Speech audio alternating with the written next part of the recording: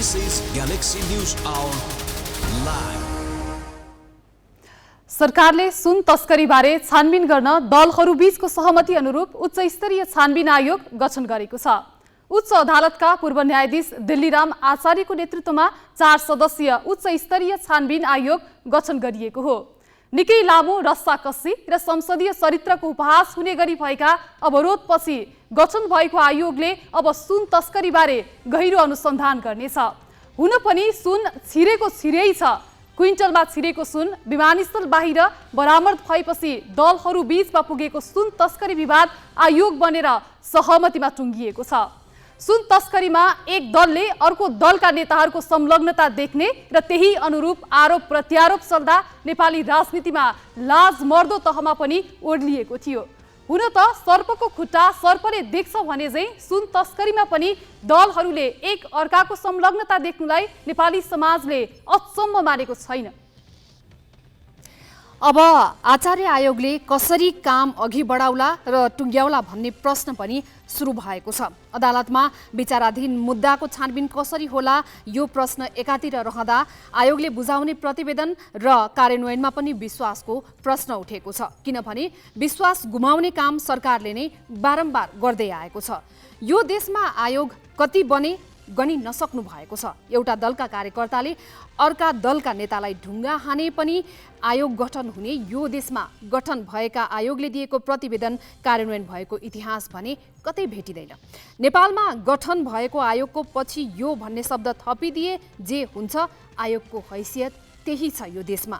आयोगको पछाडि यो शब्द थपिदिँदा हुन्छ आयो गयो। यो भन्दा माथि उठ्न नसकेको नेपालको आयोगहरू किन गठन हुन्छन् र किन सरकारी ढुकुटीको रकम आयोगले गर्ने छानबिन र अनुसन्धानमा खर्च हुन्छ? यो प्रश्नको जवाब खोज्न पनि जनस्तरबाट आयोग बनाउनु पर्ने अवस्था भने नआओस्।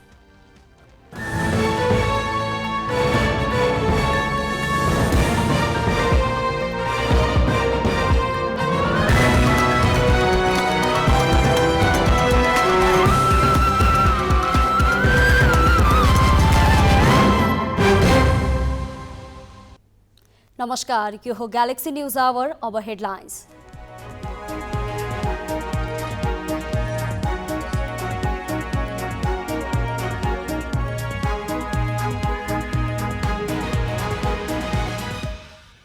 पेट्रोलियम पदार्थको मूल्य वृद्धिको निर्णय फिर्ता। महँगीको मारमा परेका जनताको ढाड सेक्ने गरी बढाइएको मूल्यले सरकार आलोचित बनेपछि पुरानै मूल्य कायम।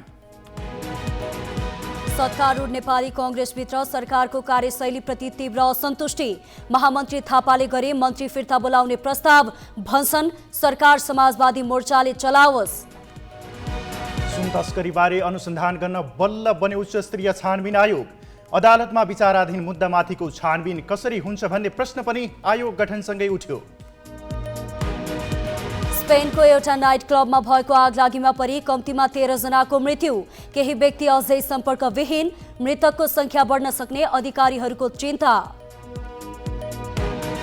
र नेपाल चीनमा जारी 19औं एसियाली खेलकुद अन्तर्गत क्रिकेटको क्वार्टर फाइनलमा मालदिप्स 138 रनको फराकिलो अन्तरमा पराजित।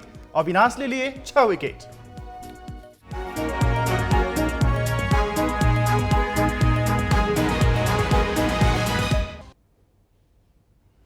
मूल्य वृद्धिको चौतर्फी विरोध भएपछि पेट्रोलियम पदार्थको बढाएको मूल्य फिर्ता लिन अन्ततः सरकार बाध्य भयो। नेपाल आयल निगमले बढाएको मूल्य सरकारले मन्त्री परिषदको बैठकबाट निर्णय गरेर फिर्ता लियो। मन्त्री परिषदबाट निर्णय भए लगत्तै प्रधानमन्त्रीको निर्देशनमा नेपाल आयल निगमले आइतबार राति 12 बजेबाट लागू हुने गरी पुरानै मूल्य कायम भएको सूचना जारी गर्यो।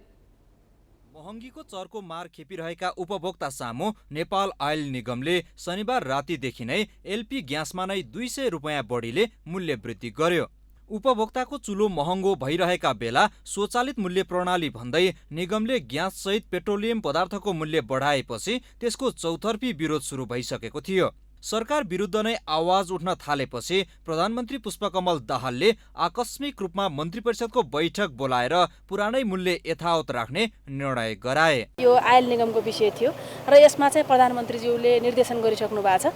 प्रधानमन्त्रीज्यूको निर्देशनमा सम्भवतः अहिले आयल निगमले सूचना सार्वजनिक गर्दै होला र यो मूल्य वृद्धि जुन भएको छ यसलाई तत्काल रोक्ने र यो पहिलेकै साबिकै मूल्यमा मूल्य कायम गर्ने भन्ने पनि प्रधानमन्त्रीले निर्देशन गर्नु भएको छ। निगमले एलपी ग्यासको भाउ प्रति सिलिन्डर 215 रुपैयाँले बढाएको थियो भने पेट्रोलमा प्रति लिटर 2 रुपैयाँ तथा डिजेल र मट्टीतेलमा प्रति लिटर 6 रुपैयाँले वृद्धि गरेको थियो। यस्तै हवाई इन्धनमा पनि आन्तरिक र अन्तर्राष्ट्रिय दुवैमा प्रति लिटर 8 रुपैयाँले बढाएको थियो। मन्त्री परिषदबाट निर्णय भए लगत्तै प्रधानमन्त्रीले बढेको मूल्य कार्यान्वयन नगर्न निगमलाई ठाडो निर्देशन दिए। प्रधानमन्त्रीकै निर्देशन आएपछि निगमले आइतबार रातिदेखि लागू हुने गरी पुरानै मूल्य सूची तय भएको विज्ञप्ति जारी गर्यो। नेपालीहरूको प्रमुख चाड नजिकिँदै गर्दा पेट्रोलियम पदार्थको मूल्य बढेपछि भुइँ मान्छेमा सरकारप्रति आक्रोश बढ्नु अस्वाभाविक पनि थिएन। त्यसैले निर्णयबाट पछि हट्न सरकार बाध्य बनेको हो।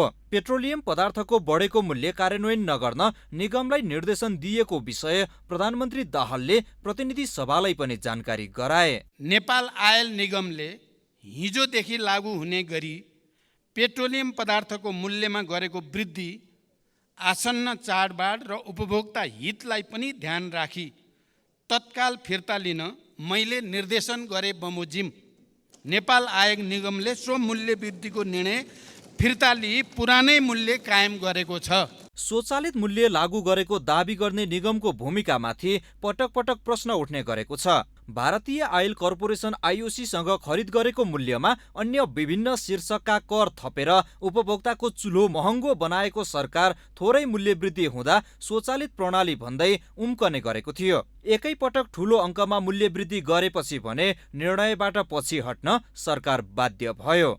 बासु खड्का, ग्यालेक्सी फोके, काठमाडौँ। चाडपर्व नजिकै गर्दा आयल निगमले पेट्रोलियम पदार्थको मूल्य वृद्धि गर्नु र सरकारले फिर्ता लिनुलाई उपभोक्ता अधिकार कर्मीहरूले कसरी लिएका छन् भनेर हामीले उपभोक्ता अधिकार कर्मी जगन्नाथ मिश्रलाई सोधेका छौँ। यसले सरकार चाहिँ आम नागरिकप्रति उपभोक्ताप्रति जिम्मेवार छैन भन्ने जनाउँछ। छोटकरीमा भन्दाखेरि आफ्नो खुसीले मूल्य वृद्धि गर्ने र भारतीय आयल कर्पोरेसनको बिलको हवाला दिने, दुहाई दिने र चाहिँ त्यसैको आधारमा अटोमेटिक यो स्वचालित मूल्य प्रणाली भनेर चाहिँ त्यसको दुहाई दिएर मूल्य वृद्धि गर्ने नै यो पद्धति नै के छ त भन्दाखेरि यो प्रणाली नै चाहिँ नागरिक उप अलिकति छलछाम गरेको, झेली गरेको त्यो आभास चाहिँ हुन्छ त्यसमा। किनभने मूल्य उताबाट आउने बिलमा विश्वसनीयता छैन र बिल जुन आयो भन्छ त्यो पारदर्शी गर्दैन र बिलमा विश्वसनीयता नभएको कारणले गर्दाखेरि स्वचालित मूल्य प्रणाली भनेर गरिएको छ त्यो एक हदसम्म ठिक हो, तर त्यसमा पनि विश्वसनीयता नभएको कारणले गर्दाखेरि हामी आयल निगमले गरेको बिक्री व्यवहारप्रति, आयात र बिक्री व्यवहारप्रति चाहिँ ढुक्क हुने स्थिति चाहिँ अहिले छैन। चाडपर्वको बेलामा हाम्रो नेपालीहरूको संस्कार कस्तो छ भने नयाँ लुगा लगाउँ, मिठो मसिनो खाउँ भनेपछि त्यो बेलामा के हुन्छ भन्दाखेरि बजार बढी चल्छ, बजारमा क्रय विक्रय बढी हुन्छ। क्रय विक्रय बढी हुँदाखेरि के हुन्छ भन्दा आर्थिक लेनदेन बढी हुन्छ। आर्थिक लेनदेन बढी हुँदाखेरि के भयो भन्दा व्यापारीलाई नाफा बढी भयो भनेपछि त्यो बढी भएको बेलामा मूल्य वृद्धि के भन्छ गरिदियो भने झन् अझै त्यसलाई चाहिँ उपभोक्ता उप लुट भएर चाहिँ के भन्छ व्यापारी व्यवसायीहरूलाई फाइदा हुने अवस्था थियो। अब मूल्य वृद्धि फिर्ता लिइदियो, यसलाई अहिले सकारात्मक नै मान्न सकिन्छ फिर्ता लिइदिएको कारणले गर्दाखेरि चाहिँ। तर एउटा कुरो के छ भने चाडपर्वको बहाना गरेर अरू मालवस्तुमा मूल्य वृद्धि गर्नु चाहिँ हुँदैन, त्यसलाई सरकारले अनुगमनबाट नियन्त्रण गर्न जरुरी छ। राष्ट्रिय स्वतन्त्र पार्टीका सभापति रवि लामिछानेले आयल निगममाथि प्रश्न उठाएका छन्। प्रतिनिधि सभाको बैठकमा बोल्दै उनले कर्मचारीलाई सधैँ बोनस बाँड्ने निगम कसरी घाटामा जान्छ भन्दै प्रश्न गरे। पहिला सामान्य प्रधानमन्त्रीज्यू चाइना भ्रमणबाट मुड फ्रेस गरेर आउनुभएको रहेछ, तर आउँदा आउँदै जनताको मुड अफ गरिदिनु भयो मूल्य वृद्धि गरेर, तर फेरि मुड फ्रेस गराउने काम फिर्ता लिएर गर्नुभएको छ। म पहिला उहाँलाई धन्यवाद दिन चाहन्छु। तर एउटा कुरा चाहिँ यहाँ मैले जोड्नै पर्ने के हुन्छ भने आयल निगमका विषयमा जोड्नै पर्ने हुन्छ। धन्यवाद दिइवरी। यो आयल निगम व्यापार पनि आफै गर्छ, आयात पनि आफै गर्छ, नियामक निकाय पनि उही हो, सबै कुरा आफै गर्छ र भन्छ सधैँ घाटामा छु भन्छ। कर्मचारीलाई बोनस बाँड्न पनि भ्याउँछ, तर सधैँ यो घाटामा रहन्छ। यो घाटा के हो? सधैँ यो देशले यो घाटा सहिरहनु पर्ने कुराको चाहिँ निर्ज्योल होस् अनि अटोमेटिक सिस्टममा अन्तर्राष्ट्रिय बजारमा बढेको मूल्यका कारणले आफै भएको हो भन्ने हो भने घटेका बेलामा यसले मूल्य किन घटाउँदैन, 2 दिन 3 दिन किन लगाउँछ? यो कुरामा गम्भीर ध्यानाकर्षण म आज गराउन चाहन्छु। विद्यालय शिक्षा विधेयक 2080 संसदमा प्रस्तुत भएको छ। आज शिक्षा विज्ञान तथा प्रविधि मन्त्री अशोक कुमार राईले विधेयक सदन समक्ष पेश गरेका हुन्। त्यसअघि नेमकिपाका सांसद प्रेम सुवालले सो विधेयक प्रस्तुत गर्न नहुने भन्दै दिएको विरोधको सूचना बहुमतले अस्वीकृत भएपछि सभामुख देवराज घिमिरेले सो विधेयक प्रस्तुत गर्न अनुमति दिएका थिए। आइतबार प्रतिनिधि सभामा सो विधेयक प्रस्तुत गर्न नहुने भन्दै सुवालले उठाएका प्रश्नको जवाफ दिँदै मन्त्री राईले शिक्षकलाई राजनीतिबाट टाढा राख्नुपर्ने बताए। उनले यो विधेयकमा धेरै कुरा समेटिएको र सरकारले यो विधेयकमा ध्यान दिएको बताए। उनले ट्रेड युनियन अधिकार अन्तर्गत आफ्नो पेशागत हक हितका निम्ति उनीहरूले संगठित हुन पाउने शिक्षक महासंघको व्यवस्था विधेयकमा गरिएको बताए। शिक्षाको स्तरलाई माथि उठाउनको लागि राष्ट्रिय परीक्षा बोर्ड त्यसको स्वायत्ततामा कार्यरत कर्मचारीको पेशागत हक हित समेतलाई ध्यान दिनुपर्ने स्थिति रहेको उनको भनाइ छ। सरकारले चिकित्सकसँग गरेको सहमति कार्यान्वयनमा आउन नपाउँदै पुनः चिकित्सकमाथि आक्रमण भएको छ। काठमाडौँको सिनामङ्गल स्थित काठमाडौँ मेडिकल कलेजमा सहकर्मीमाथि हातपात भएको विरोधमा त्यहाँका चिकित्सकले विरोध प्रदर्शन गरेका हुन्। एन्टन डाक्टरमाथि हातपात भएको भन्दै उनीहरूले काम बन्द गरेर आइतबार अस्पताल अगाडिको सडकमा धरना दिएका हुन्। मृगौला रोगको परीक्षणका लागि बहिरङ्ग सेवा ओपिडीमा आएका बिरामीले आइतबार दिउँसो 12:30 बजेतिर एन्टन डाक्टर मनिष खड्कामाथि आक्रमण गरेको उनीहरूको भनाइ छ। डाक्टरहरूले आफूहरूको सुरक्षा र कुटपिटमा संलग्नलाई कारबाहीको माग राखेका छन्। चिकित्सकहरूले हिजो मात्रै सरकारले डाक्टरसँग गरेको सहमतिको मसी सुक्न नपाउँदै फेरि हातपात भएको भन्दै आक्रोश पोखे। डाक्टर खड्कामाथि हातपात गरेको आरोपमा प्रहरीले रूपक गौतम तथा सरोज गौतमलाई पक्राउ गरेको छ। घटनाको अनुसन्धान भइरहेको प्रहरीले जनाएको छ।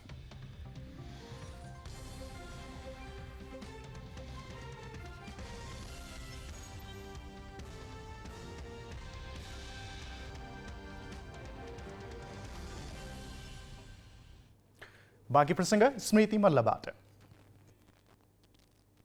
सरकारको नेतृत्व नेकपा माओवादी केन्द्रले गरे पनि सत्ता गठबन्धनको सबैभन्दा ठूलो दल हो नेपाली कांग्रेस। ठूलो दलको हैसियतमा उसको सरकारमा हिस्सेदारी पनि ठूलो नै छ।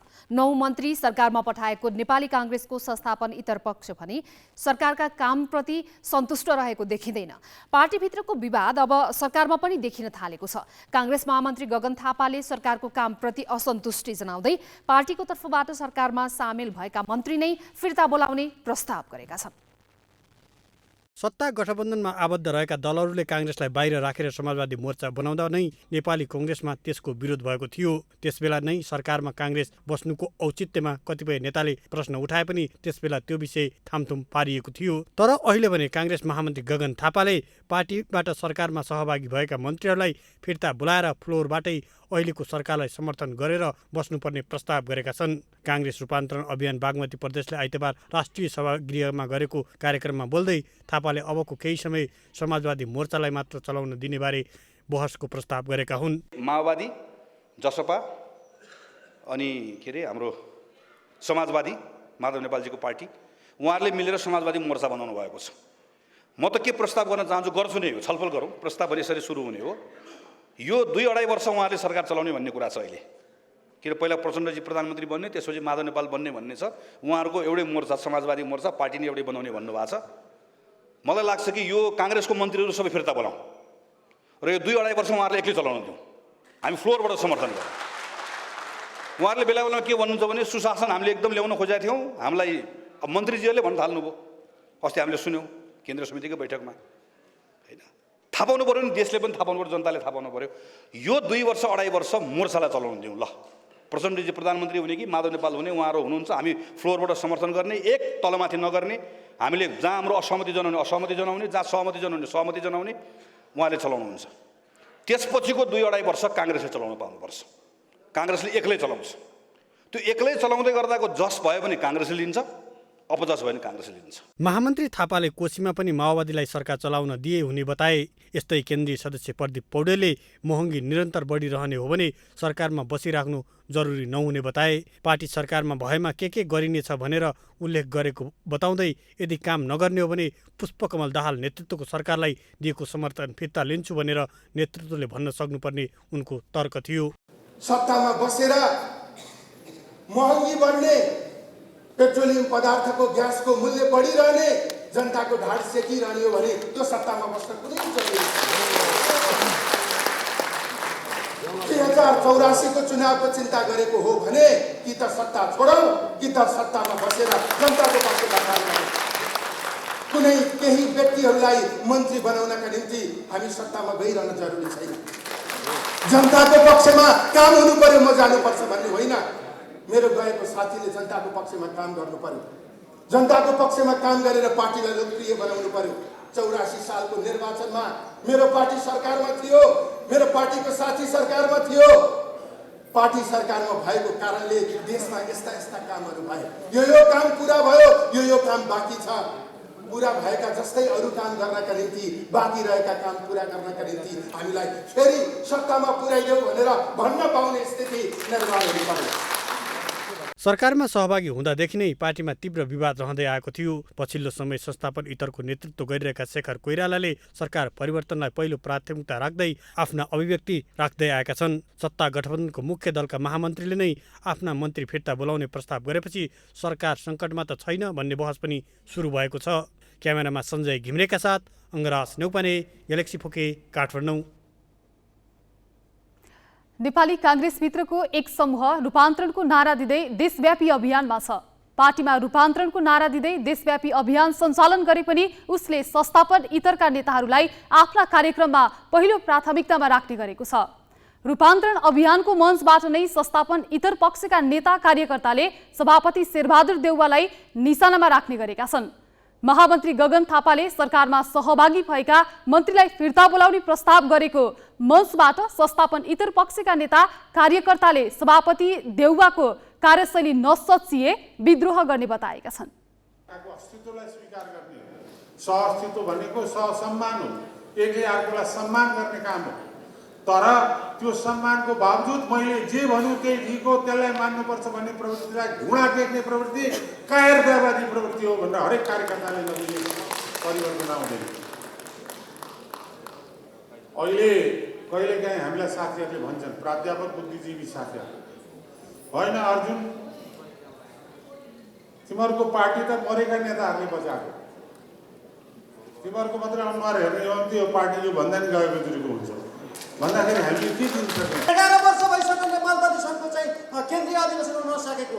हिजो सामान्य एउटा तपाईँको चाहिँ दलितको नेता भएर आएको खड्ग बस्यालले 3 वर्षभित्रमा चाहिँ दलित सङ्घको अधिवेशन गर्न सक्ने, मानबहादुर विश्वकर्माले गर्न सक्ने, अन्य नेताहरूले गर्न सक्ने, तर पार्टीका अत्यन्त शक्तिशाली, अत्यन्त वैचारिक, अत्यन्त विद्वान भनिने नेतृत्वबाट तपाईँको चाहिँ 11 वर्षसम्म किन चाहिँ अधिवेशन हुन सकेन। आज हामीले देखिरहेका छौँ फेरि पनि त्यो नेतृत्वलाई अझ पनि पुरस्कृत गर्ने गरी फेरि पनि पार्टी सभापतिले आफ्नै पक्षका, आफ्नै नजिकका, आफ्नै पैसा पानी लिएर तपाईँको चाहिँ नेतृत्व दिन सक्ने के त्यो न्याय हुन सक्छ? 14औं महाधिवेशनमा एउटा चिनको घर काङ्ग्रेसको परेको जस्तो लाग्थ्यो। त्यो घरभित्र उत्साह, एकता र रूपान्तरण सँगै सम्पूर्ण नेताहरूले यो कुरालाई, यो नारालाई अगाडि ल्याउँछन् जस्तो लाग्छ। तर रूपान्तरण त हुन सकेन। एकता चाहिँ उहाँहरूले के गर्नुभयो भने नेताहरूले प्रसार गर्ने कुरामा एकता गर्नुभयो। अनि प्रसार गरिसकेपछि उहाँहरू आफैमा उत्साहित भएर भन्नुभयो कि यो काङ्ग्रेस पार्टीले अब काङ्ग्रेसको नेताहरूलाई भनिरहेको छु म, आदरणीय यहाँ आउनुभएका नेताहरू भन्दा नि पार्टी जसले लिड गरिरहेको छ, जो संस्थापनमा छ, उहाँहरूले भ्रष्टाचारलाई अगाडि बढाउने, आफू भ्रष्टाचारमा लिप्त हुने काम गरिरहनु भएको छ। त्यस कारणले त्यो बनेको घरमा उहाँहरू नेताहरू भित्र पसेर दम्बका साथ आफ्नो कुकर्म गरिरहनु भएको छ। घरभित्र पसेपछि चुक्कुल लगाइदिनु भएको छ। त्यो उहाँहरूलाई हामीले खबरदारी गर्नुपर्छ कि त्यो घरमा भित्र मात्रै चुक्कुल छैन, घरको बाहिर पनि चुक्कुल हुन्छ। त्यो चुक्कुल बन्द गर्ने काम हामीले गर्छौँ, तरुणले गर्छ। यो वर्षको मदन पुरस्कार विवेक ओझाको उपन्यास ऐठनले पाएको छ। आज बसेको मदन पुरस्कार गुठीको बैठकले ऐठनलाई मदन पुरस्कार दिने निर्णय गरेको हो। ओझाको उपन्यास ऐठन सशस्त्र द्वन्द्व र त्यसको नेपाली समाजमा परेको प्रभावलाई केन्द्रमा राखेर लेखिएको छ। बैठकले टेकबीर मुखियालाई जगदम्बा श्री पुरस्कार दिने निर्णय पनि गरेको छ। दुवै पुरस्कार कोजागत पूर्णिमाको दिनमा प्रदान गरिनेछ। भूमाफिया र मालपोत कर्मचारीको मिलोमतोमा भैरवा स्थित गौतम बुद्ध अन्तर्राष्ट्रिय विमानस्थलको धावन मार्ग र पर्खालभित्र पर्ने जग्गा व्यक्तिको नाममा दर्ता गरेको पाइएको छ। हदबन्दीका कारण फिल्ड बुकमा भए पनि कसैको नाममा दर्ता नरहेको करिब 5 बिघा जमिन मिलेमतोमा गत वैशाखमा सिद्धार्थनगर नगरपालिका 5 का पर्वतराज कान्त मिश्रको नाममा मालपोतले दर्ता गरिदिएको हो। जग्गा दर्तापछि मिश्रले विमानस्थलको अधिग्रहणमा आफ्नो जमिन परेको भन्दै मुआब्जाका लागि विमानस्थल आयोजना कार्यालयमा निवेदन दिएपछि घटना सतह आएको हो। मालपोतले भने हदबन्दी नभएको र जिल्ला अदालतको मिलापत्रको आधारमा मिश्रको नाममा गरिदिएको दावी गरेको छ। मुआब्जा पाऊ भनी निवेदन दिएपछि विमानस्थल आयोजना कार्यालयले विभिन्न निकायमा पत्राचार गरेको छ। मुआब्जा नदिने अडान लिँदै आयोजनाले नेपाल नागरिक उड्डयन प्राधिकरण, जिल्ला प्रशासन लगायतमा जानकारी गराएको छ। स्पेनको दक्षिण पूर्वी शहर मार्सियामा रहेको एक नाइट क्लबमा आगलागी हुँदा कम्तीमा 13 जनाको मृत्यु भएको छ। टालायस क्षेत्रमा अवस्थित चर्चित एवं व्यस्त टिटर नाइट क्लबमा आगलागी भएको अन्तर्राष्ट्रिय सञ्चार माध्यमले जनाएका छन्। आगलागी भएको उक्त क्लबबाट ठूलो आगोको मुस्लो निस्किएको अन्तर्राष्ट्रिय सञ्चार माध्यमले जनाएको छ। मृतकको संख्या अझै बढ्न सक्ने अनुमान गरिएको छ। यस्तै बेपत्ताहरूको खोजी भइरहेको छ। घटनास्थलबाट उद्धार गरिएका 4 जनाको भने उपचार भइरहेको छ। प्रभावितहरूको तत्काल व्यवस्थापनका लागि स्थानीय खेलकुद स्थलको प्रयोग गरिएको समाचारमा उल्लेख गरिएको छ। क्लब व्यस्त हुँदा के कारणले आगलागी भयो भन्ने खुल्न सकेको छैन। मर्सिया टाउन हलले पीडितहरूप्रति समवेदना प्रकट गर्दै दुर्घटनाप्रति गहिरो खेद प्रकट गरेको छ। यस्तै स्पेनका प्रधानमन्त्री पेड्रो सान्चेजले आगलागीमा परि हराइरहेकाहरूको खोजी कार्यका लागि मर्सिया सरकारलाई सहयोग गर्ने बताएका छन्।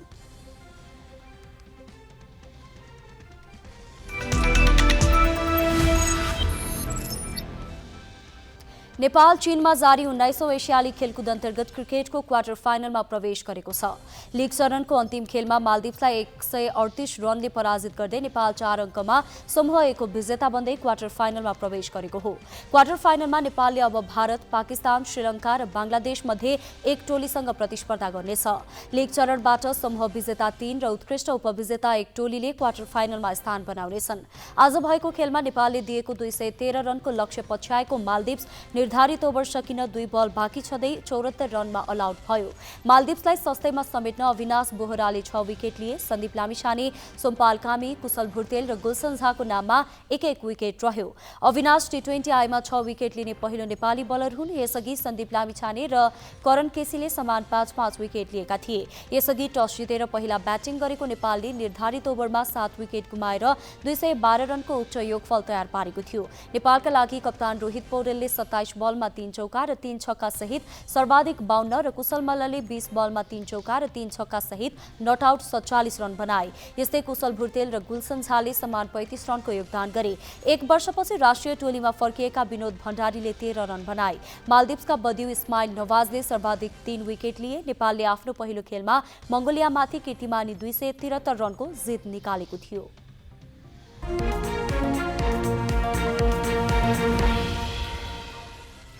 नेपाल वायुसेवा निगमको संरचनात्मक एवं व्यवस्थापकीय अध्ययन तथा सिफारिस समितिले नेपाल एयरलाइन्सको सोल्टी होटलमा रहेको सेयर बेचेर जहाज खरिदमा लगानी गर्ने सुझाव दिएको छ।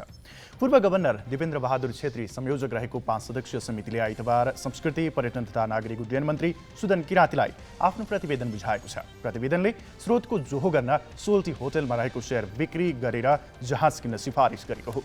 नेपाल एयरलाइन्सको सोल्टी होटल लिमिटेडमा 1,33,679 किता सेयर रहेको छ। 19 भदौसम्म यो कम्पनीको सेयरको मूल्य प्रति किता 443 रुपैयाँ रहेको र निगमको सेयर बेच्दा 4,57,78,28,065 रुपैयाँ पुग्ने देखिएको छ। यो बिक्री गरी प्राप्त हुने रकमबाट नयाँ जहाज खरिदमा उपयोग गर्न सक्ने सिफारिस समितिले गरेको छ। यस्तै समितिले निगमको प्रमुख कार्यकारी नियुक्ति खुला प्रतिस्पर्धाबाट गराउन समेत सुझाव दिएको छ। अहिले सत्तारूढ दल वा गठबन्धनका दलमा वफादार व्यक्तिहरू निगमको कार्यकारी पदमा पुग्ने गरेका छन्। अब कार्यकारी नियुक्ति योजना आयोगका उपाध्यक्ष संयोजक रहने समितिले निर्धारण गरेको छनौट विधिबाट खुला प्रतिस्पर्धाका आधारमा गर्न समेत समितिले सुझाव दिएको छ। नेपाल स्टक एक्सचेन्ज नेप्सीमा आज भारी गिरावट आएको छ। गत साताको अन्तिम कारोबारका दिन 18 अङ्कले घटेर बन्द भएको शेयर बजार आज दोहोरो अङ्कले घटेको छ। आइतबार नेप्सी परिसूचक 33.2 अङ्कले घटेर 1971.1 बिन्दुमा कायम भएको छ। यस दिन बजारमा 67,23,441 सेयरको खरिद बिक्री भई 1,83,4,86,743 रुपैयाँको कारोबार भएको हो, जसमा 10 कम्पनीको मूल्य बढ्दा 220 को घट्यो भने 2 को स्थिर रह्यो।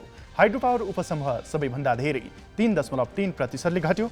ब्याङ्किङ 13, विकास ब्याङ्क 53, फाइनान्स 38, होटल तथा पर्यटन 84, जलविद्युत 72, जीवन बिमा 211, उत्पादन तथा प्रशोधन 69, माइक्रो फाइनान्स 55, निर्जीवन बिमा 167, अन्य 22 र व्यापार उपसमूह 54 अङ्कले घटे। सयपत्री हाइड्रोको मूल्य 10% बढ्यो भने पिपुल्स पावरको 6% बढ्यो। 5 कम्पनीको मूल्य 10% घटेको छ।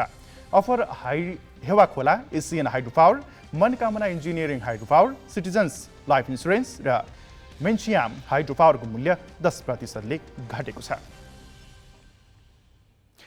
दोलखामा थप 4 किलो सुन बरामद भएको छ। बिगु गाउँपालिका लामा बगरबाट थप 4 केजी सुन बरामद भएको हो।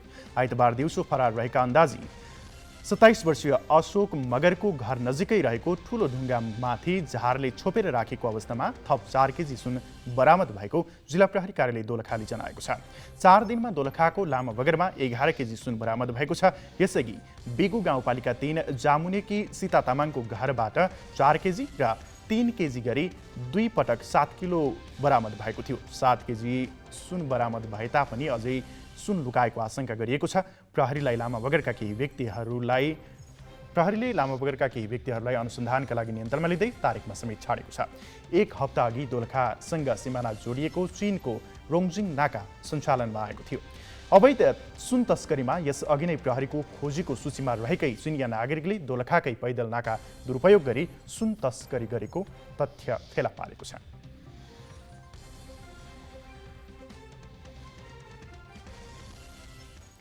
बाँकी प्रसङ्ग तुलसी अरियालबाट। प्रतिपक्षी दलको दबावपछि सरकारले तोकिएको समयभन्दा 9 दिन ढिला गरी सुन तस्करीको छानबिन गरी प्रतिवेदन पेश गर्न जाँचबुझ आयोग बनायो। उच्च अदालतका पूर्व न्यायाधीश दिल्लीराम आचार्यको नेतृत्वमा गठित आयोगमा अन्य 3 जना सदस्य छन्।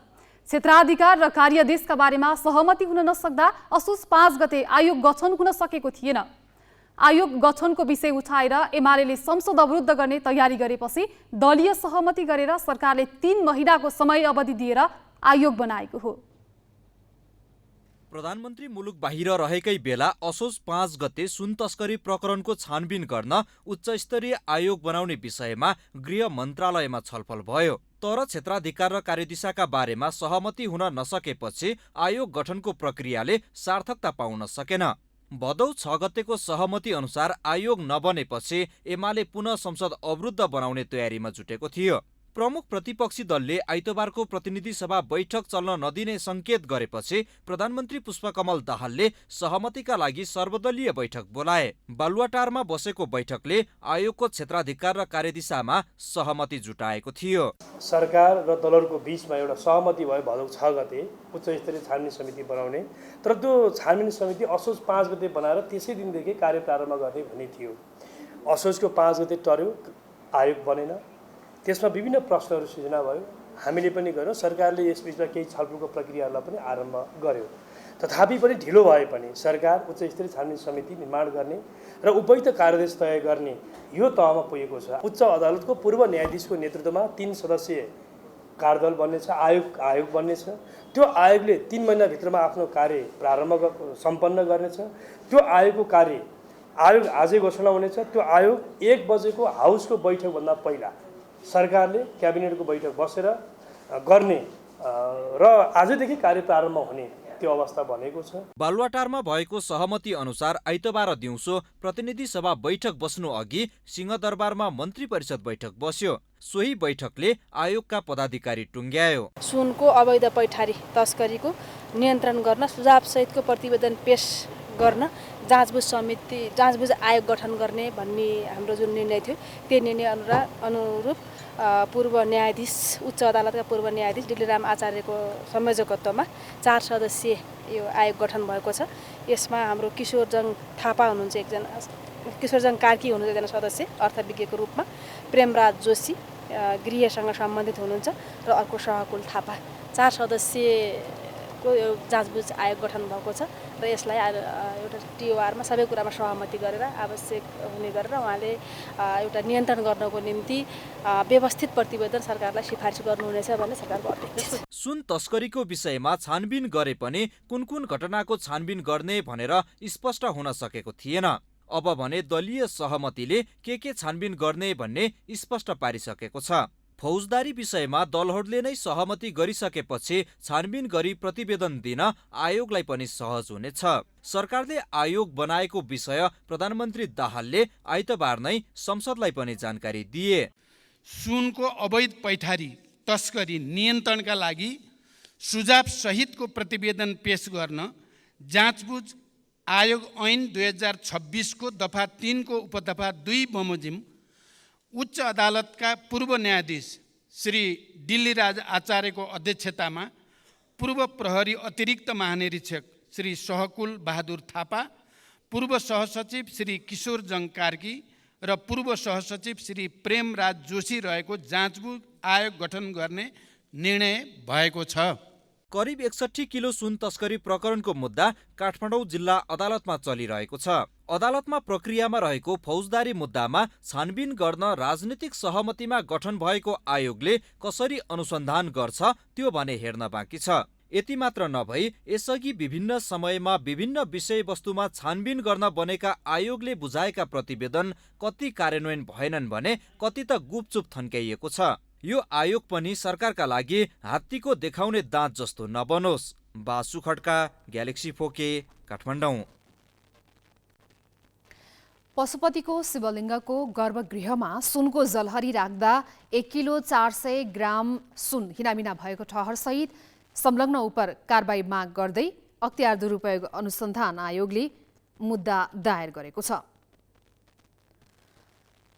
आयोगले आइतबार पशुपति क्षेत्र विकास कोषका तत्कालीन सदस्य सचिव प्रदीप ढकाल, हालका सदस्य सचिव एवं तत्कालीन कोषाध्यक्ष मिलन कुमार थापा र स्टोर किपर अरुण कुमार श्रेष्ठको मिलेमतोमा 1491.718 ग्राम सुन गायब पारिएको दाबीसहित विशेष अदालतमा भ्रष्टाचार मुद्दा हालेको हो। आयोगले 3 जनाले हिनामिना गरेको सुनको तत्कालीन बजार मूल्य अनुसार 1,17,01,781 रुपैयाँ बिगो दाबी गरेको छ। पशुपतिनाथ मन्दिरसँग जोडिएको बहुचर्चित जलहरी प्रकरणबारे थाहा नहुने कमै होलान्। संसदमा समेत विषय प्रवेश पाएर सरकार प्रतिपक्ष दूरी बढाएको यो जलहरी प्रकरणले लामो समय बहस जन्मायो। संसदीय समितिमा पुगेर पशुपति क्षेत्र विकास कोषका सदस्य सचिव एवं तत्कालीन कोषाध्यक्ष मिलन थापाले 10 केजी सुन नपुगे हदैसम्म कारबाही गर्नु भन्दै धुरु रोएका थिए। छानबिन पश्चात अख्तियारले 1400 ग्राम सुन कम राखेर त्यसको सट्टा लाहा हालेको पाइएको प्रतिवेदनमा उल्लेख गरेको छ। अख्तियारले आफ्नो अभियोग पत्रमा बदनियतपूर्ण ढङ्गले सुनको जलहरी निर्माणको क्रममा हानि नोक्सानी भएको, नेपाल राष्ट्र बैंकसँग किनेको मूल्यमा पर्न आउने मूल्य 1,17,01,781 रुपैयाँ 85 पैसा मूल्य बराबरको सुन हिनामिना गर्ने कार्यमा प्रतिवादीहरू डाक्टर प्रदीप ढकाल र डाक्टर मिलन कुमार थापाको प्रत्यक्ष भूमिका समेत रहेको पुष्टि गरेको छ।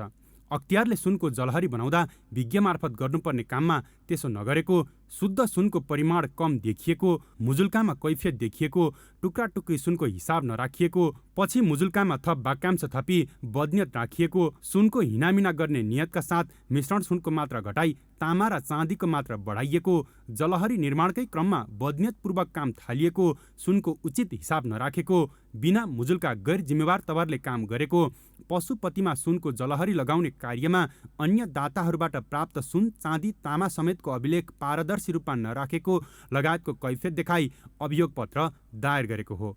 तत्कालीन राष्ट्रपति विद्यादेवी भण्डारी, प्रधानमन्त्री केपी शर्मा ओली र पर्यटन मन्त्री भानुभक्त ढकालको जोडबलमा 2077 फागुनमा चाँदीको जलहरीमाथि सुनको जलहरी राखिएको थियो।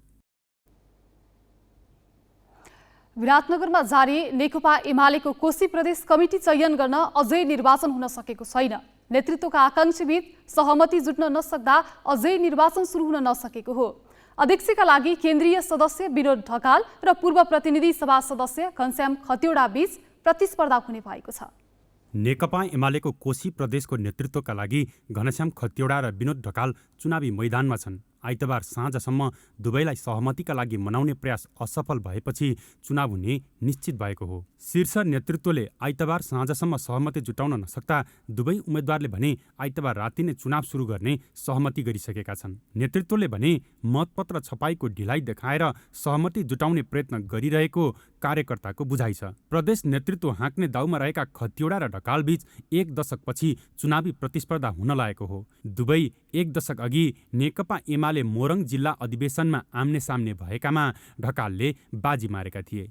खतिवडाले भने चुनावमा जाने नै भएपछि कार्यकर्ताको अभिमत स्वीकार गरी हार्दिकताका साथ पार्टीमा काम गर्ने प्रतिक्रिया दिए। हामी निर्वाचन गर्छौं, हाराजिता पनि हुन्छ र भोलिपल्ट फेरि सँगै काममा पनि जान्छौं। जित्नेले हार्नेलाई सम्मानजनक ढङ्गबाट मेरो प्रतिस्पर्धामा आउनुभएको साथी हो भनेर काँध मिलाएर पनि लिएर जाने गर्छौं। त्यो संस्कार पनि मसँग छ। यसअघि एमाले मोरङको नेतृत्व गरिसकेका ढकाल केन्द्रीय सदस्य हुन्। उनले चुनावमा स्वस्थ प्रतिस्पर्धा हुने र यसले पार्टी झनै बलियो हुने तर्क गरे। सर्वसम्मत पनि एउटा डेमोक्रेटिक अभ्यास हो, उच्चतम डेमोक्रेटिक अभ्यास हो होइन। सर्वसम्मत नहुँदा स्वस्थ प्रतिस्पर्धाबाट नेतृत्व निर्माण गर्ने कुरा पनि हाम्रो पार्टीको इनर पार्टी डेमोक्रेसीमा यो पनि एउटा सहज प्रक्रिया हो। हामीले यो अभ्यास धेरैचोटि गरेका छौँ। यस्ता अभ्यासबाट पार्टी कमजोर होइन बलियो हुन्छ। यसअघि अध्यक्षमा दाबी गरेका धनकुटाका टीकाराम चेम्जुङ भने उपाध्यक्षमा सर्वसम्मत भएका छन्। एक सचिव पदमा 5 थरका राजकुमार भण्डारी र उदयपुरका शैलेश लामा बीच प्रतिस्पर्धा हुँदैछ। 2 उपसचिव पदमा भने झापाकी जलवर्षा राजवंशी, मोरङका खेमराज नेपाली र खोटाङका देवान राई बीच प्रतिस्पर्धा हुँदैछ। 5 जना पदाधिकारी सहित 215 सदस्य समिति निर्माणका लागि 450 जनाको उम्मेदवारी परेको छ, जसका लागि 997 जना प्रतिनिधि मतदाता छन्। मुख्य निर्वाचन अधिकृत चुडामणी आचार्यका अनुसार 1 जनाले 15 मिनटमा मत हालिसक्नेछन्। निर्वाचनमा 35 स्थानबाट मत हाल्ने व्यवस्था मिलाइएको छ। ग्यालेक्सी फोकेका लागि विराटनगरबाट गगन नुनियाको रिपोर्ट।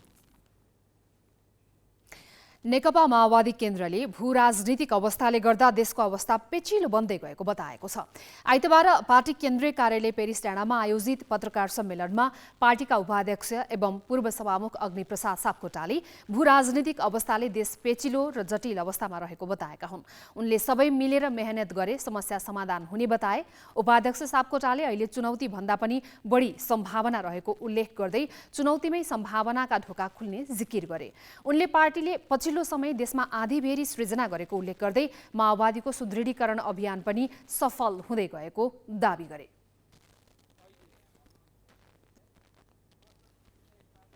भू राजनीतिक स्थितिले गर्दा हाम्रो अवस्था अलि जटिल अलि पेचिलो छ। तर मलाई के लाग्छ त भन्दाखेरि मैले अगाडि भनेका कुराहरूमा हामी गम्भीर भयौँ र हामीले मेहनत गऱ्यौँ भने यो समस्या जे देखा परेको छ नि, यो समस्या मात्रै छैन, यसले महान सम्भावना पनि लिएर आएको छ।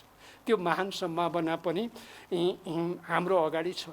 र तपाईँले मलाई सोध्नुभयो भने यो चुनौती बढी छ कि सम्भावना बढी छ भनेर सोध्नुभयो भने म कति पनि ढिलो नगरिकन के भन्न सक्छु भने सम्भावना बढी छ।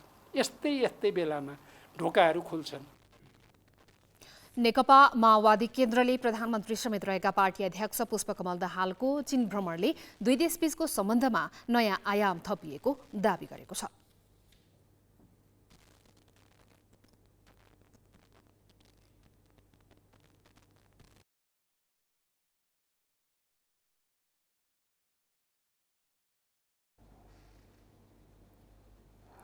साताव्यापी चीन भ्रमणपछि प्रधानमन्त्री पुष्पकमल दाहाल स्वदेश फर्किएका छन्। निकै आशावादी भएर चीन भ्रमणमा गए पनि प्रधानमन्त्रीको चीन भ्रमणका क्रममा सोचिए जस्तो उपलब्धि हासिल नभएको कतिपयको धारणा छ। सन् 2017मा हस्ताक्षर भएर पनि अघि बढ्न नसकेको BRI का बारेमा प्रधानमन्त्रीको भ्रमणका क्रममा समेत ठोस प्रगति नहुनुमा भू राजनीतिक दबाव प्रमुख कारण हुन सक्ने ठानिएको छ। भारत र चीनबीच दुई ढुङ्गाबीचको तरुल भनेर चिनिएको नेपालको भूगोलसँग नजोडिए पनि अमेरिका समेत प्रतिस्पर्धामा उत्रदा नेपाल भू राजनीतिक त्रिकोणमा परेको छ। यस्तोमा नेपाल सामु सम्भावना र चुनौतीहरू के हुन सक्छन्? ग्यालेक्सी संवाददाता पवन पौडेलले थाइल्यान्डको ब्याङ्कक स्थित भू राजनीतिक विश्लेषक तथा लेखक मार्क स्याक्सरसँग कुराकानी गरेका छन्। सबैभन्दा पहिले उनले सोधेका छन्, एसियाको भू राजनीतिक शक्ति सन्तुलन कस्तो देखिन्छ? Well, there is basically several power centers in Asia that मूलतः एसियामा धेरै शक्ति केन्द्रहरू छन् जो मैले भने झैं एक अर्का बीचको प्रतिस्पर्धामा छन्। सबैभन्दा महत्त्वपूर्ण कुरा यहाँ संयुक्त राज्य अमेरिका र चीन बीचको प्रतिस्पर्धा छ, जुन पछिल्लो 2 वर्षमा अझ गहिरो बन्दै गइरहेको छ। अब एसियाली देश कुनै न कुनै रूपमा यससँग जोडिएका हुन्छन्। म यस्तो द्वन्द्वमा कसैको पनि पक्षधर बन्नबाट जोगिन जोरदार रूपमा आग्रह गर्छु। 21औं शताब्दीलाई चाहिँ कतिपय विज्ञहरूले एसियाको शताब्दी भनेर भनेका छन्। यो साँच्चै एसियाकै शताब्दी हो? Well, what is meant with that statement, and that is certainly true, is that the epicenter of economic activity. पक्कै पनि यो कुरा साँचो हो। विश्वमा आर्थिक गतिविधिको केन्द्रबिन्दु युरोप अनि ट्रान्स एटलान्टिकबाट हिन्द प्रशान्त क्षेत्रतिर सरेको छ। त्यसैले एसिया मूलतः विश्व अर्थतन्त्रको केन्द्रबिन्दु बनिरहेको छ वा बन्ने सम्भावना छ। तर यसको अर्थ एसिया धेरै शक्ति राष्ट्रहरू बीचको स्वार्थको द्वन्द्वका लागि मैदान पनि बन्ने सम्भावना छ र छिमेकमा यस्तो हुनु देशका लागि जोखिमपूर्ण पनि हुन सक्छ। Also be the theater for most of the confrontations, and that can be quite a dangerous neighborhood. Asia चाहिँ त्यसको चाहिँ एउटा युद्ध मैदान भन्दा हुन्छ। Well, Asia is निश्चित definitely रूपमा एसिया द्वन्द्वको मुख्य भूमि बन्न लागिरहेको छ। टाढाबाट हेर्दा यहाँ युद्ध भइरहेको देख्न सकिन्छ, तर एसिया मात्र युद्धको केन्द्र होइन, अन्यत्र पनि अवस्था उस्तै छ। त्यसो भए यो अवस्था चाहिँ नेपालको लागि अवसर हो कि चुनौती हो, अथवा नेपाल जस्ता देशहरूको लागि अवसर अथवा चुनौती के मान्ने? Well, first of all, we have to see how it goes. We can see a couple of scenarios. हामीले अब यो कसरी अघि बढ्छ हेर्नु पर्नेछ। यदि हामीले केही लक्षणहरू हेर्ने हो भने त्यो कुनै न कुनै रूपमा चिन्ताजनक नै छ। यदि यी परिस्थितिहरू युद्धको अवस्थामा परिणत हुने हो भने हरेक व्यक्तिले समस्या भोग्नु पर्ने हुन सक्छ। यसले हामीलाई नकारात्मक असर पनि गर्न सक्छ। त्यसैले हामीले आशा गर्न सक्ने सबैभन्दा राम्रो कुरा भनेको यो रणनीतिक प्रतिस्पर्धा व्यवस्थापन गर्नु हो। नेपाल जस्तो देशका लागि यसको अर्थ छिमेकका आफ्ना महाशक्तिको सम्बन्धलाई व्यवस्थित गर्नु हुनेछ र यो अबको समयका लागि चुनौती हो। You have to manage the great power relationships with you in the neighborhood, right? And that will be a very delicate balancing act. It will take a lot of statecraft, and this is the challenge for the time to come. त्यसलाई कसरी व्यवस्थापन गर्न सकिन्छ त तपाईको यसमा धारणा के छ? I think a lot of this is about perceptions. I think I've been having a lot of मैले यहाँ नेपाली सरकारवालाहरूसँग धेरै कुराकानी गरेको छु। नेपाल त्रिदेशीय चपेटामा छ। यस्तो अवस्थामा कसरी सन्तुलनमा ल्याउन सकिन्छ भनेर हुने बहसहरूमा तटस्थता, असंलग्नता तथा बहुपक्षीय आबद्धता जस्ता विषय आउने गरेका छन्। तर यो विषयलाई छिमेकीहरूले कसरी लिन्छन् भन्ने पनि महत्त्वपूर्ण छ। त्यसैले आन्तरिक राजनीतिमा यो विषयलाई कसरी लिन्छ भन्ने कुरा नै महत्त्वपूर्ण हुनेछ। Communicated is going to be very important. नेपाललाई चाहिँ भारत र चीन बीचको चाहिँ दुई ढुङ्गा बीचको तरुल भनेर पनि कतिपय भन्छन्। यही अवस्थामा चाहिँ अमेरिका पनि एउटा अर्को स्वार्थ लिएर थप रणनीति लिएर यही ठाउँमा आइरहेको छ र यो अवस्थामा उनीहरूको बीचको तनावलाई कसरी टार्न सकिन्छ र नेपालले त्यसबाट कसरी फाइदा लिन सक्ला? यो भूराजनीतिक सन्तुलन व्यवस्थापन गर्न नसके अथवा सन्तुलन मिलाउन नसके नेपालका लागि गाह्रो हुन्छ भन्ने मलाई लाग्छ। तर राम्रोसँग सन्तुलन मिलाउन सकियो भने अवसर पनि आउन सक्छ। यो तपाईलाई अवश्य थाहा छ, यसबारे नेपालले सोच्न जरुरी छ। फाइदाहरू चाहिँ के छन्? यसको अवसरहरूमा सम्भवतः नेपाल यातायातको हब बन्न सक्छ। भविष्यमा हुन सक्ने लगानीबाट नेपालले पूर्वाधारहरूमा लगानी गरेर यस क्षेत्रसँग जोड्न सक्नेछ। साथै नेपालले यस क्षेत्रमा जलविद्युत व्यापार गरेर आफूलाई ऊर्जा व्यापारको एक केन्द्रका रूपमा स्थापित गर्न सक्छ। त्यसैले लगानी भित्र्याउन सक्ने हो भने हरेक हिसाबले त्यो फाइदाजनक हुनेछ। एमसीसी नेपालमा लागू गर्ने कि नगर्ने भन्ने तातो बहस भएको समयमा चाहिँ अमेरिकाले सक्रिय कूटनीति प्रयोग गर्यो, तर चीनले चाहिँ यसको विरोधमा चाहिँ यो नेपालको लागि हितकर छैन भनेर चीनले एकदमै आक्रामक कूटनीति नेपालमा प्रयोग गर्यो र अमेरिका र भारत पनि विपक्षमा रहेकाले BRI-को ऋण लिन नेपालले नचाहेको भनेर भनिन्छ। प्रधानमन्त्री हालै चीन भ्रमणमा जाँदा पनि त्यो चिजमा केही सम्झौता भएन। यस्तो अवस्थामा नेपाललाई फेरि पूर्वाधारहरूको लागि धेरै लगानी पनि आवश्यक छ।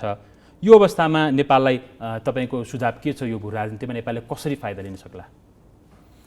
Well, maybe there is the good, the bad and the ugly. यसका राम्रा नराम्रा र अझ भन्ने हो भने विरूप पक्ष पनि छन्। हामीले अघि नै कुरा गरिसक्यौं, यदि नेपाल आकर्षक साझेदार बन्न सक्यो भने यसले खास गरी पूर्वाधारका क्षेत्रमा लगानी भित्राउन सक्छ। यसलाई मैले राम्रो सम्भावनाका रूपमा हेरेको छु। तर यदि ठूला शक्तिहरू मध्ये एकको मात्र सहयोगी बनेर सहकार्य गर्ने हो भने त्यो घातक पनि हुन सक्छ। तपाईले उनीहरूलाई कस्तो प्रभाव दिनुहुन्छ, फाइदा वा बेफाइदा, त्यसमै निर्भर रहन्छ। त्यसैले आर्थिक विकासमा सहकार्य गर्ने कि कसैको पक्ष लिने भन्ने कुरा हो। यदि तपाईले एउटाको पक्ष लिनुभयो भने अर्कोबाट प्रतिरोध पनि हुन सक्छ, जुन तपाईहरूले अनुभव गरिसक्नु भएको होला। Thank you, Mac, for your valuable time. Thank you so much for having me. हामी ग्यालेक्सी न्यूज आवरको अन्त्यमा छौं। ज्यादा जाँदै हेडलाइन्स।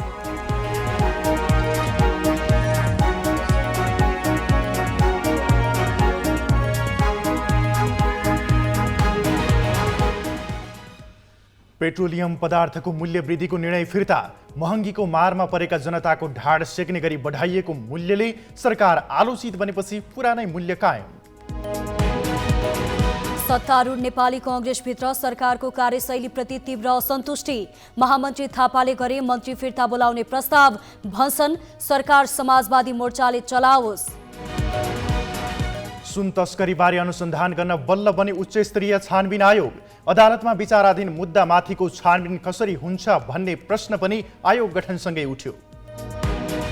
स्पेनको एउटा नाइट क्लबमा भएको आगलागीमा परि कम्तीमा 13 जनाको मृत्यु।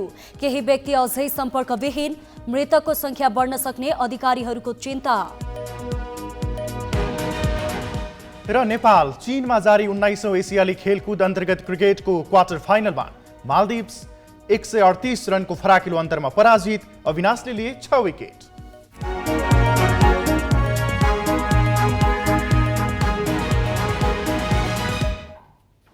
आजलाई ग्यालेक्सी न्यूज आवर सकियो।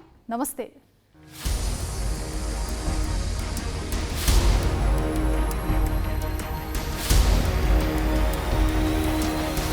This is Galaxy News Hour Live.